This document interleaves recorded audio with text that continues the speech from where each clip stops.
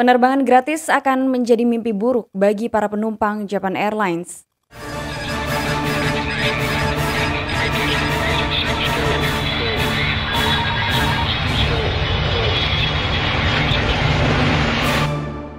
Assalamualaikum warahmatullahi wabarakatuh. Hai, halo Delvers, selamat datang di channel Tamara Delv yang akan membahas mengenai salah satu insiden di penerbangan Japan Airlines di mana ratusan orang penumpang di dalamnya mengalami keracunan. Pada tanggal 3 Februari 1975, sebuah pesawat Boeing 747-200 yang dimiliki oleh maskapai Japan Airlines dijadwalkan untuk terbang dengan rute Tokyo menuju ke Paris. Pesawat itu juga terjadwal untuk singgah di dua tempat, yaitu di Anchorage untuk melakukan pengisian bahan bakar, kemudian akan singgah lagi di Copenhagen, Denmark. Penerbangan dari Tokyo menuju ke Paris sendiri akan ditempuh kurang lebih selama 20 jam. Penerbangan dari Tokyo menuju ke Anchorage semuanya normal dan juga lancar seperti penerbangan pada umumnya. Kemudian pesawat itu kembali lagi terjadwal untuk terbang dengan rute selanjutnya, yaitu ke Copenhagen, Denmark. Di dalam pesawat ada 344 orang penumpang dan 20 orang kru. Kebanyakan penumpangnya adalah karyawan dan juga keluarga yang bekerja di Coca-Cola Company. Jadi ada liburan gratis yang disediakan oleh perusahaan Coca-Cola dan mereka telah mengatur penerbangan orang-orang atau karyawan itu dengan menggunakan pesawat Boeing 747 milik Japan Airlines. Ketika penerbangan itu memasuki wilayah Eropa, kebetulan memasuki juga waktu untuk sarapan, sehingga para pramugari di penerbangan itu menyiapkan sarapan untuk para penumpang. Ada dua menu yang disiapkan, yang pertama adalah sandwich dan juga ham omelet.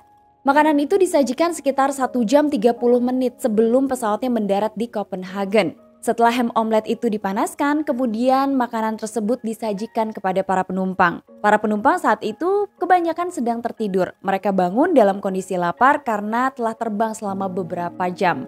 Setelah para penumpang itu bangun dengan semangat, mereka menyantap menu sarapan ham omelet dan sandwich buatan pramugari. Ketika pesawat itu sekitar 30 menit lagi menuju ke Copenhagen untuk pendaratan, beberapa penumpang masih terlihat makan. Berbeda dengan para penumpang, kedua pilot di dalam penerbangan Japan Airlines itu tidak memakan menu sarapan yang disajikan oleh pramugari. Karena pada saat pesawat itu singgah di Anchorage, kedua pilot telah makan malam dengan menu steak, sehingga mereka memutuskan untuk tidak mengambil menu sarapannya. Pesawat semakin lama semakin mendekat ke Copenhagen, namun sesuatu yang buruk tiba-tiba saja terjadi, di mana 196 orang penumpang dan 1 orang pramugari tiba-tiba saja sakit. Mereka mengeluhkan mual, kemudian muntah, diare, sampai kram perut. Bahkan, toilet di pesawat itu tidak mampu menampung orang-orang yang sakit di dalam penerbangan. Sepertinya sesuatu yang salah telah terjadi di dalam penerbangan itu. Para penumpang harus bertahan sampai pesawatnya mendarat. Salah seorang pramugari kemudian menghubungi ruang kokpit dan melaporkan kondisi di kabin penumpang kepada pilot. Mengetahui ada ratusan penumpang yang sakit, maka kedua pilot langsung memutuskan untuk melakukan pendaratan darurat secepat mungkin. Pesawat itu turun dengan sangat cepat dan akhirnya mendarat di Copenhagen, Denmark dengan selamat. Setidaknya ada 144 di antara para penumpang dalam kondisi parah. Mereka harus segera dilarikan ke rumah sakit setelah pesawat itu mendarat. Liburan ke Paris gratis yang sudah ditunggu-tunggu oleh karyawan Coca-Cola ini mendadak batal. Ratusan orang tiba-tiba saja sakit di dalam penerbangan. Para penumpang itu kemudian dibawa ke salah satu rumah sakit di Copenhagen. Pada saat dilakukan pemeriksaan oleh pihak dokter, mereka harus berkomunikasi dengan para penumpang dari Japan Airlines ini. Tapi faktanya, dokter-dokter di Copenhagen ini tidak bisa berbahasa Jepang. Sementara itu, para penumpang dari Japan Airlines ini tidak bisa berbahasa Denmark. Dan hanya sedikit sekali dari mereka yang bisa menggunakan bahasa Inggris. Lalu bagaimana dokter dan juga pihak rumah sakit harus menjelaskan kondisi para pasien ini? Hingga akhirnya dokter dan rumah sakit ini berpikir untuk menghubungi salah satu restoran Jepang yang berada di Copenhagen. Mereka meminta salah satu staf restoran Jepang itu untuk datang ke rumah sakit dan membantu menerjemahkan apa yang dibicarakan oleh dokter dan juga pihak rumah sakit. Akhirnya bantuan datang, kemudian dokter menjelaskan kepada pasien melalui staf dari restoran Jepang itu dan mengatakan bahwa ratusan penumpang dari Japan Airlines ini mengalami keracunan. 30 diantaranya dalam kondisi parah. Sementara puluhan lainnya harus langsung dimasukkan ke instalasi gawat darurat.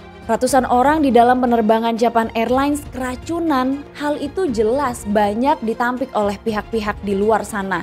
Bagaimana mungkin ratusan penumpang yang rencananya terbang dari Tokyo ke Prancis bisa tiba-tiba keracunan di dalam penerbangan? Untuk mengungkap apa yang terjadi, maka kemudian banyak pihak yang mengatakan mereka harus melakukan investigasi untuk mencari bukti apakah ada sesuatu yang salah di dalam penerbangan Japan Airlines.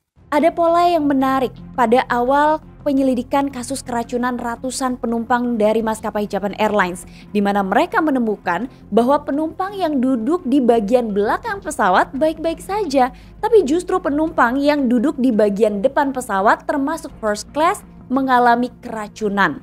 Investigasi lebih lanjut dilakukan oleh Departemen Kesehatan Anchorage. Mereka kemudian mencari beberapa sampel dari penerbangan Japan Airlines. Salah satunya adalah ham omelet yang disajikan di dalam penerbangan. Dari hasil penyelidikan ditemukan di ham omelet yang disajikan oleh pramugari Japan Airlines ada bakteri Staphylococcus aureus yang lebih dikenal dengan staph dan racun tingkat tinggi yang dihasilkan oleh bakteri tersebut. Banyak pihak yang kemudian terkejut dengan pernyataan dari tim investigasi kesehatan Anchorage ini. Mereka lantas mempertanyakan bagaimana mungkin makanan itu bisa terkontaminasi oleh bakteri. Bukankah ada aturan yang sangat ketat untuk mengatur makanan atau catering ke dalam pesawat?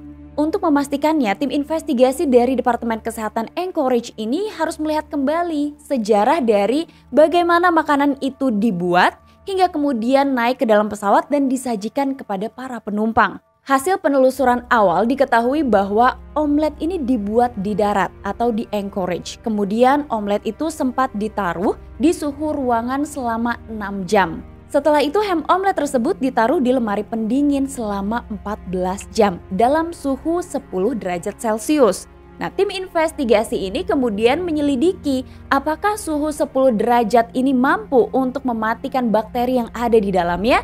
Ternyata hasilnya tidak, karena lemari pendingin itu harusnya bersuhu 4,4 derajat Celcius, maka bakteri di dalamnya baru akan mati.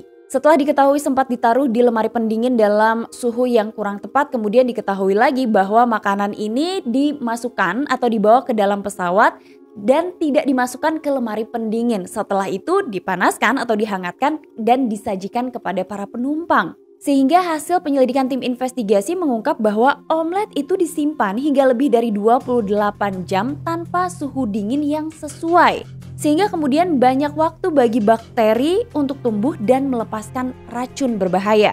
Tim investigasi akhirnya memutuskan untuk melihat lebih dekat ke International In-Flight Catering Japan Airlines yang berbasis di Anchorage, tempat makanan itu berasal. Mereka kemudian memintai keterangan dan mewawancarai orang-orang yang terlibat dalam proses pembuatan makanan. Diketahui ada 3 orang juru masak atau koki yang terlibat dalam pembuatan makanan yang disajikan ke penerbangan Japan Airlines dengan tujuan ke Copenhagen. Kemudian salah satu koki itu menyiapkan semua makanan kelas 1 dan makanan yang akan dibawa ke dapur depan di penerbangan Japan Airlines.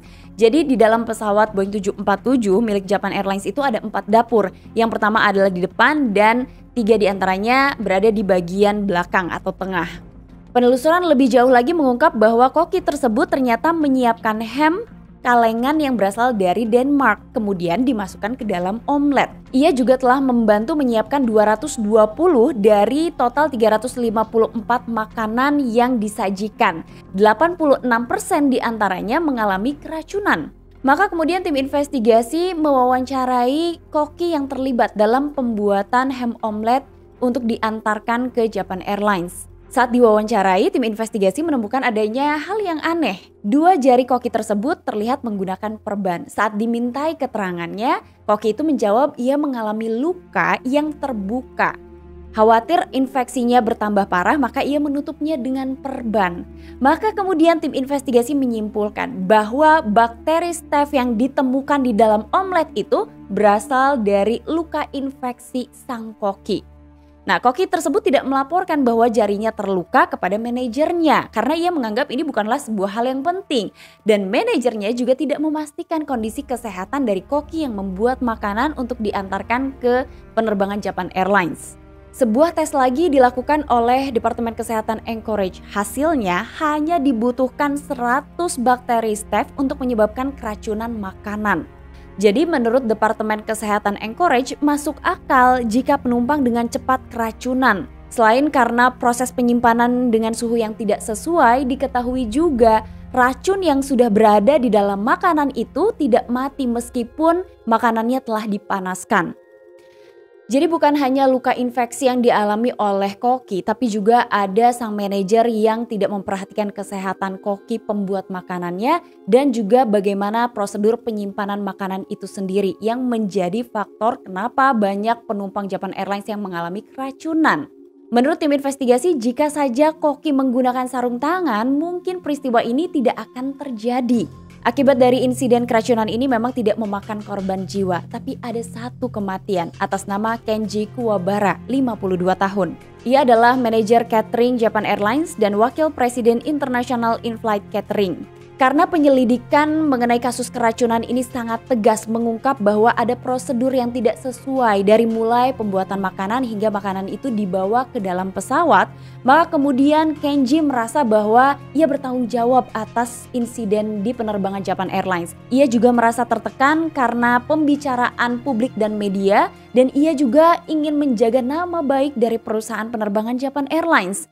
Hingga akhirnya ia memutuskan untuk mengakhiri hidupnya di apartemen miliknya.